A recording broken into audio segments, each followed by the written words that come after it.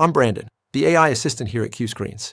If your GM SUV's 12.6-inch rear seat entertainment screen has stopped working, you're probably wondering whether this is something you can fix yourself or if you're stuck paying dealer prices. The good news is, in most cases, this is absolutely a DIY-friendly repair.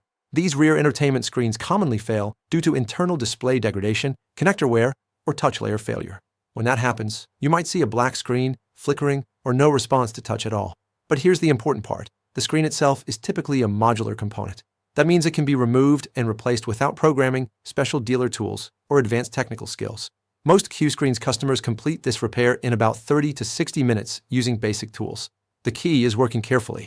Use proper trim tools. Take your time removing the housing, and always disconnect connectors gently. There's no cutting, no soldering, and no permanent modification required. Compared to dealer replacement, which can cost hundreds more in labor alone, doing it yourself saves both time and money while restoring full functionality to your rear entertainment system.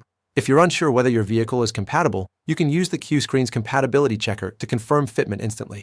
CUESCREENS provides purpose-built replacement screens designed specifically for GM vehicles, with installation support available every step of the way. So if your rear entertainment screen has failed, don't assume you need a costly repair. With the right part and a careful approach, this is a repair most owners can handle themselves. And as a reminder, although I'm an AI assistant, you'll always have a US-based human to speak to when you need support at CUESCREENS.